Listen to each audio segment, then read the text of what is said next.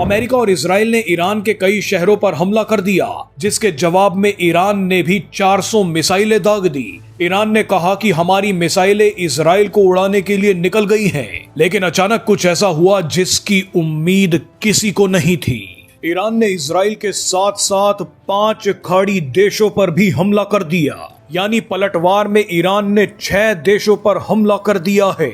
Iran ने एक बड़ी चालाकी करते हुए कुछ मिसाइलों की लोकेशन और टारगेट इजराइल की जगह 5 खाड़ी देशों की तरफ कर दी। ऐसे में जो 400 मिसाइलें इजराइल की तरफ जा रही थी, उनमें से कुछ अचानक मुड़ी और 5 खाड़ी देशों में मौजूद अमेरिका के मिलिट्री बेसिस पर जा गिरी। देशों में मौजूद अमेरिकी मिलिट्री बेसिस को उड़ाई।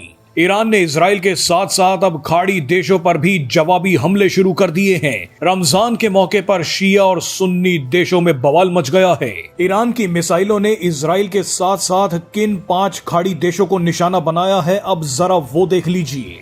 सबसे पहले ईरान की मिसाइल कतर में अल उदीद एयर बेस पर जा गिरी। इसके बाद कुवैत में अल सलेम एयर बेस को निशाना बनाया गया। संयुक्त अरब अमीरात के अल धफरा एयर बेस पर भी ईरान ने हमला कर दिया।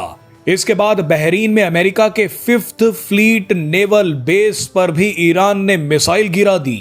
ईरान की मिसाइलों ने जॉर्डन में भी तबाही मचा दी।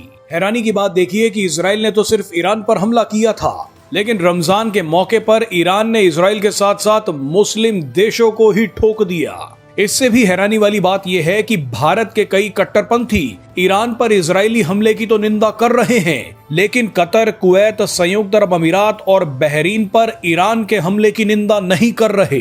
कांग्रेस पार्टी के कई नेता और कांग्रेस समर्थक पीएम मोदी को गालियां दे रहे हैं। ये बोल रहे हैं कि पीएम मोदी 2 दिन पहले इजराइल गए थे, तो पीएम मोदी ने ईरान पर होने वाले हमले को क्यों नहीं रोका। इससे बड़ी बेवकूफी और क्या हो सकती है। इजराइल अपने सीक्रेट ऑपरेशन की जानकारी पीएम मोदी को क्यों देगा। जम्मू कश्मीर की पूर्व मुख्यमंत्री महबूबा मुफ्ती का भी एक बयान सामने आया है। उन्होंने कहा है कि ईरान और ईरान के बहादुर लोगों के लिए मेरी दुआएं हैं, क्योंकि वो इजराइल जैसे देश का सामना कर रहे हैं। महबूबा मुफ्ती ने कहा है कि ईरान मुस्लिम दुनिया की एक जानी मानी आवाज रहा है। कोई भी मिसाइल ईरान की हिम्मत को नहीं तोड़ सकती।